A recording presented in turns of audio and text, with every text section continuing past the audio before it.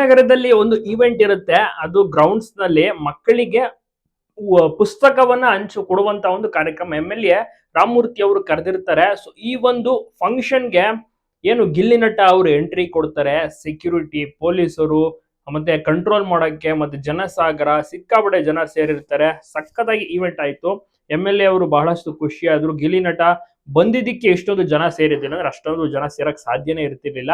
ವೇದಿಕೆ ಮೇಲೆ ಬಂದು ಮಕ್ಕಳನ್ನ ಮಾತನಾಡಿಸಿ ಮಕ್ಕಳಿಗೆ ಸೈನ್ ಹಾಕಿ ಆಟೋಗ್ರಾಫ್ ಅನ್ನ ಕೊಟ್ಟು ಮತ್ತೆ ಹಲವು ಅಭಿಮಾನಿಗಳು ಬಂದಿರ್ತಾರೆ. ಅವರ ಜೊತೆ ಸೆಲ್ಫಿ ಫೋಟೋವನ್ನ ಕ್ಲಿಕ್ಕಿಸಿಕೊಳ್ತಾರೆ. ಎಂ.ಎಲ್.ಎ. ಜೊತೆ ಮಾತನಾಡುತ್ತಾರೆ. ಎಂ.ಎಲ್.ಎ.ಗೂ ಕೂಡ ಬಹಳಷ್ಟು ಖುಷಿ ಆಯ್ತು ಗಿಲ್ಲಿ ನಟ ಗೆಸ್ಟ್ ಆಗಿ ಬಂದಿದ್ದು.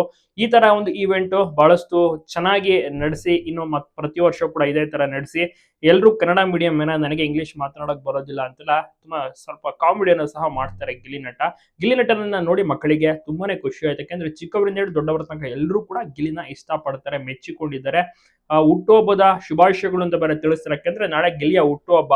ನಾಳೆ ಗಿಲ್ಲಿ ಹುಟ್ಟುಹಬ್ಬ ಇದ್ರೆ ಇವತ್ತಿಂದನೇ ಹುಟ್ಟುಹಬ್ಬ ಸೆಲೆಬ್ರೇಷನ್ ಶುರುವಾಗಿದೆ. ಅಡ್ವಾನ್ಸ್ ಆಗಿ ಎಲ್ಲರೂ ಕೂಡ ಕೇಕ್ ಕಟ್ ಮಾಡೋ ಮೂಲಕ ಸಿಕ್ಕ ಜಾಗದಲ್ಲೆಲ್ಲ ಕೇಕ್ ಅನ್ನ ಕಟ್ ಮಾಡಿಸ್ತಾ ಇದ್ದಾರೆ. ಹುಟ್ಟುಹಬ್ಬದ ಶುಭಾಶಯಗಳನ್ನ ತಿಳಿಸ್ತಾ ಇದ್ದಾರೆ. ಗಿಲ್ಲಿ ಸಖತ್ತಾಗಿ ಮಿಂಚ್ತಾ ಇದ್ದಾರೆ.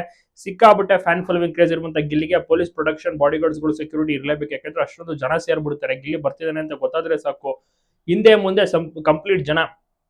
ಪೊಲೀಸ್ ಅವರು ಎಸ್ಕಾರ್ಟ್ ಮಾಡೋದು ಕೂಡ ಕಷ್ಟ. ಕಾರಿಂದ ಇಳಿದು ವೇದಿಕೆ ನಡ್ಕೊಂಡು ಹೋಗೋಕೆ ಸಿಕ್ಕಾಪಟ್ಟೆ ಕಷ್ಟ ಆಗೋಯ್ತು ಗಿಲ್ಲಿಗೆ. ಅಲ್ಲಿ ಪೊಲೀಸರು ಕೂಡ ಒಂದು 7-8 ಜನ ಪೊಲೀಸರೇ ಸುತ್ತಮುತ್ತ ಕೂಡ ಕರ್ಕೊಂಡು ಹೋಗ್ತಾರೆ. ಅಷ್ಟೊಂದು ಜನಸಾಗರ ಗಿಲ್ಲಿನ ಮಾತಾಡ್ಸೋಕೆ, ಹತ್ತಿರಕ್ಕೆ ಬರೋಕೆ, ಫೋಟೋ ತೆಗೆಸ್ಕೊಳ್ಳೋಕೆ ಮುಂದಾಗ್ತಾ ಇರ್ತಾರೆ. ಆ ರೀತಿ ಗಿಲ್ಲಿ ಕ್ರೇಜ್ ಅನ್ನ ಕ್ರಿಯೇಟ್ ಮಾಡಿದ್ದಾರೆ, ಸಂಪಾದನೆ ಮಾಡಿದ್ದಾರೆ. ನಿಜವಾಗ್ಲೂ ಕೂಡ ಸೂಪರ್ ಅಂತ ಹೇಳ್ಬೋದು. ನಿಮಗೂ ಕೂಡ ಗಿಲ್ಲಿ ನಟ ಇಷ್ಟನ ತಪ್ಪದೆ ಹುಟ್ಟುಹಬ್ಬದ ಶುಭಾಶಯಗಳನ್ನ ತಿಳಿಸಿ. ಗಿಲ್ಲಿಗೆ ಎಲ್ಲರೂ ಕೂಡ ಈಗಾಗಲೇ ವಿಶ್ ಮಾಡ್ತಿದ್ದಾರೆ.